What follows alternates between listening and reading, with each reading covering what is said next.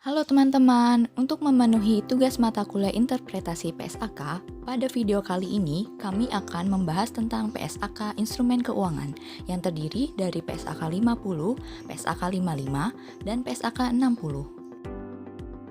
Sebelumnya, perkenalkan kami dari kelompok 2 yang beranggotakan Dian Indriani, Indri Puji Lestari, Irmah Pratiwi, dan Siti Sundari. Mari kita mulai. Instrumen keuangan adalah setiap perjanjian yang menciptakan aset keuangan dari satu entitas dan kewajiban keuangan atau instrumen ekuitas dari entitas lain. Paragraf 11 AASB 132. Adapun standar akuntansi yang mengatur instrumen keuangan adalah sebagai berikut. 1. PSAK 50. Instrumen keuangan merupakan penyajian.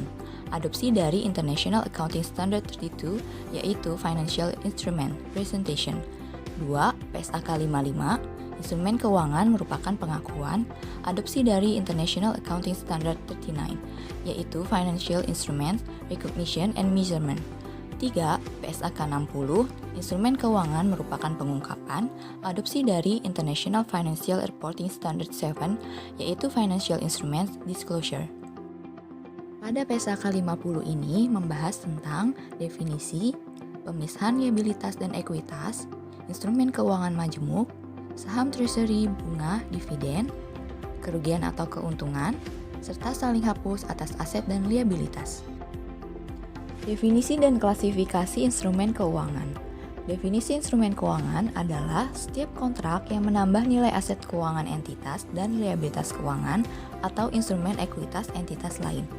Instrumen keuangan dapat diklasifikasikan menjadi 3, yaitu yang pertama aset keuangan terdiri dari kas, instrumen ekuitas entitas lain, hak kontraktual, kontrak diselesaikan dengan instrumen ekuitas entitas. Yang kedua, liabilitas keuangan terdiri dari kewajiban kontraktual, kontrak yang diselesaikan dengan instrumen ekuitas entitas. Yang ketiga ada ekuitas, terdiri dari kontrak yang memberikan hak residual atas aset suatu entitas telah dikurangi dengan seluruh kewajibannya. Pemisahan liabilitas dan ekuitas. Ketika menentukan apakah instrumen keuangan merupakan instrumen ekuitas, jika A. Instrumen tersebut tidak memiliki kewajiban kontraktual, B. Jika instrumen tersebut akan atau mungkin diselesaikan dengan instrumen ekuitas yang diterbitkan entitas. Fitur penting dalam membedakan antara liabilitas keuangan dan instrumen ekuitas adalah adanya kewajiban kontraktual salah satu pihak dari instrumen keuangan atau penerbit untuk menyerahkan kas atau aset keuangan lain kepada pihak lain atau pemegang, atau untuk mempertukarkan aset keuangan atau liabilitas keuangan dengan pemegang instrumen ekuitas dalam kondisi yang berpotensi tidak menguntungkan pihak penerbit. Selanjutnya adalah instrumen keuangan majemuk. Penerbit instrumen keuangan non-derivatif mengevaluasi persyaratan instrumen keuangan untuk menentukan apakah instrumen tersebut mengandung komponen liabilitas dan ekuitas. Entitas mengakui secara terpisah komponen instrumen keuangan yang menimbulkan liabilitas keuangan bagi entitas dan memberikan opsi bagi pemegang instrumen untuk mengkonversi instrumen keuangan tersebut menjadi instrumen ekuitas dari entitas yang bersangkutan.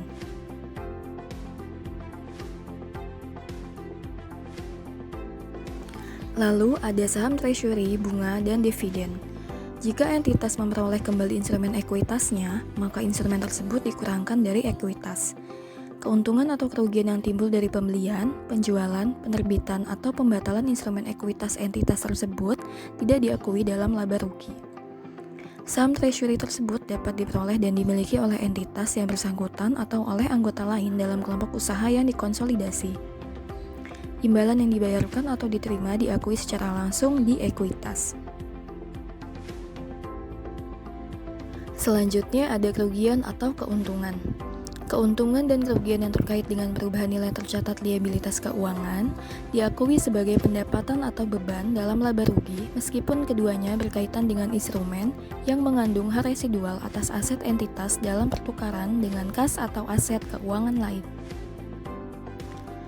Entitas menyajikan keuntungan atau kerugian akibat pengukuran kembali instrumen keuangan tersebut secara terpisah dalam laporan laba rugi dan penghasilan komprehensif lain jika pemisahan tersebut dianggap relevan untuk menjelaskan kinerja entitas tersebut.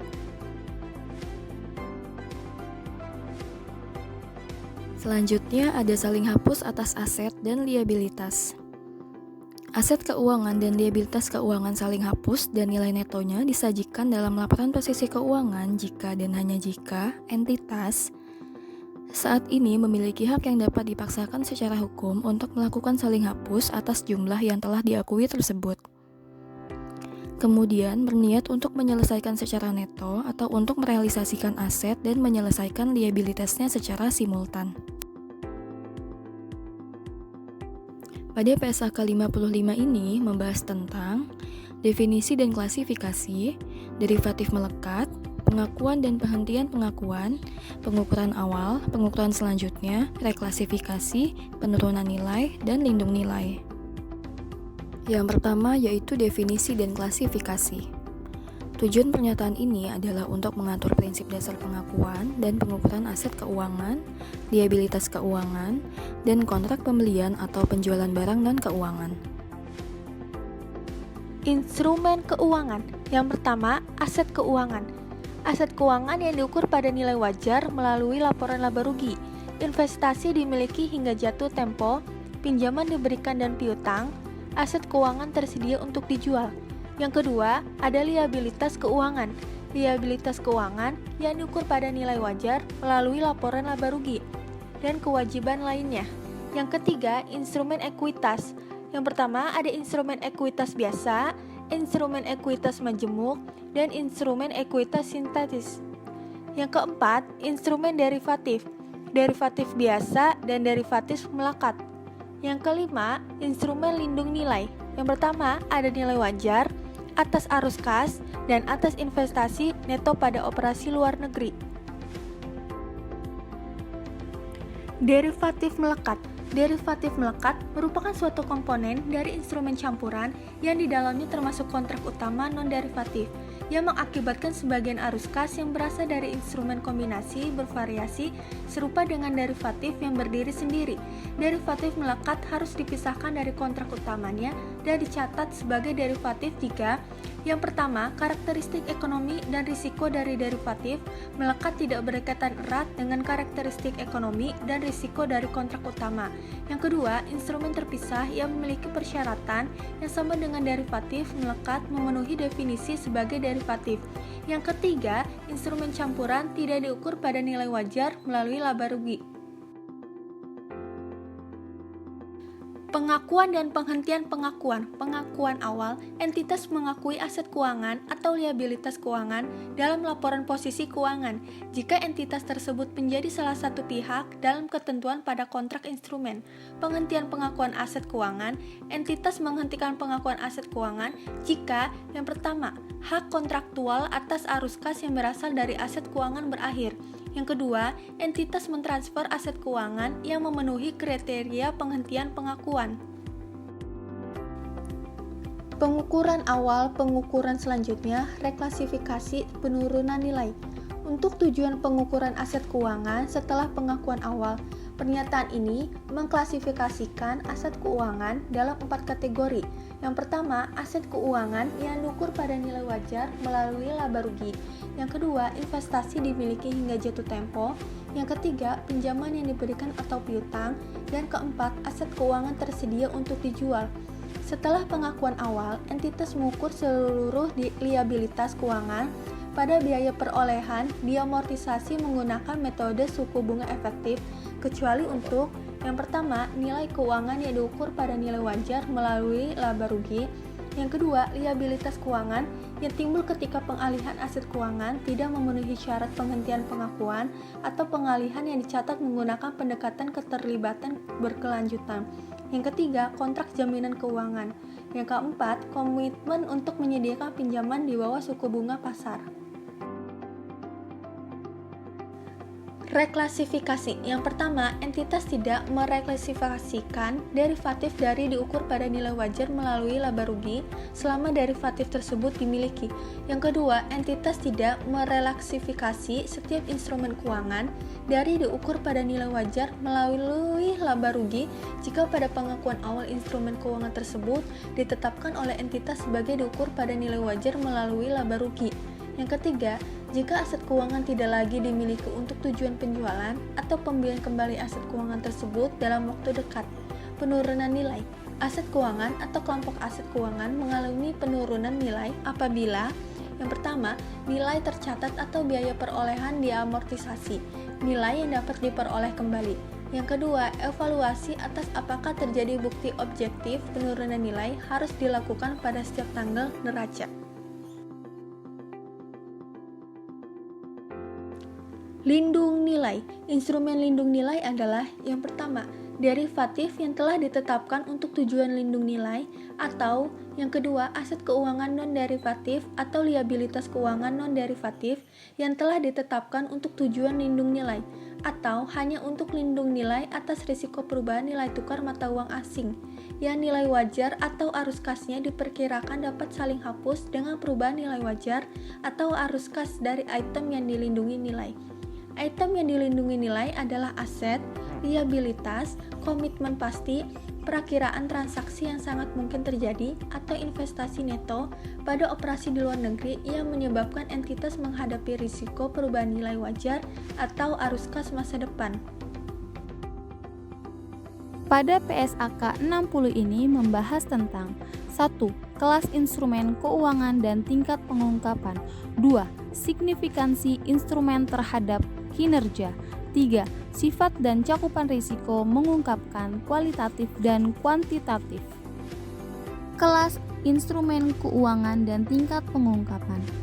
PSAK ini diterapkan oleh seluruh entitas untuk seluruh jenis instrumen keuangan, kecuali 1. Penyertaan pada entitas anak, entitas asosiasi atau ventura bersama, tetapi dalam beberapa kasus mengizinkan entitas untuk mencatatnya dengan menerapkan persyaratan. Kedua, hak dan kewajiban pemberi kerja diatur dalam PSAK 24 yang berisikan imbalan kerja. Ketiga, kontrak asuransi. Keempat, instrumen, kontrak, dan kewajiban keuangan dalam transaksi pembayaran berbasis saham. Dan terakhir, instrumen yang diisyaratkan untuk diklasifikasikan sebagai instrumen ekuitas. Signifikansi instrumen terhadap kinerja. Kategori aset keuangan dan liabilitas keuangan. Aset dan liabilitas keuangan yang diukur pada nilai wajar melalui laba rugi.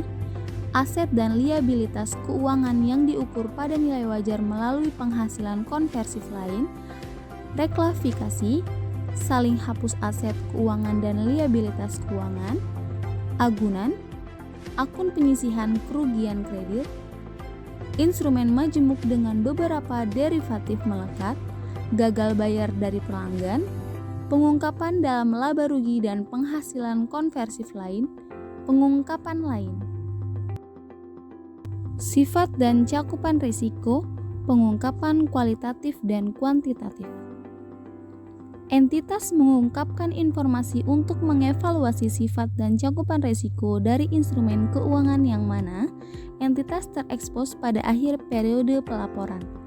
Pengungkapan yang ada memfokuskan pada risiko yang timbul dari instrumen keuangan dan bagaimana risiko tersebut dikelola. Risiko umumnya mencakup tetapi tidak terbatas, seperti risiko kredit, risiko likuiditas, dan risiko pasar. Pengungkapan kualitatif. Untuk setiap jenis risiko yang timbul dari instrumen keuangan, entitas mengungkapkan exposure risiko dan bagaimana risiko tersebut timbul. Tujuan, kebijakan dan proses pengelolaan risiko serta metode untuk mengukur. Perubahan atas kedua hal di atas. Pengungkapan kuantitatif. Untuk setiap jenis risiko yang timbul dari instrumen keuangan, entitas mengungkapkan ikhtisar data kuantitatif terhadap risiko pada akhir periode pelaporan.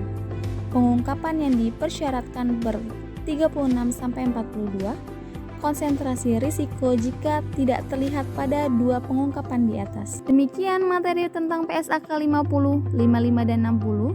Semoga dapat menambah pengetahuan kita dan bermanfaat untuk teman-teman sekalian. Terima kasih.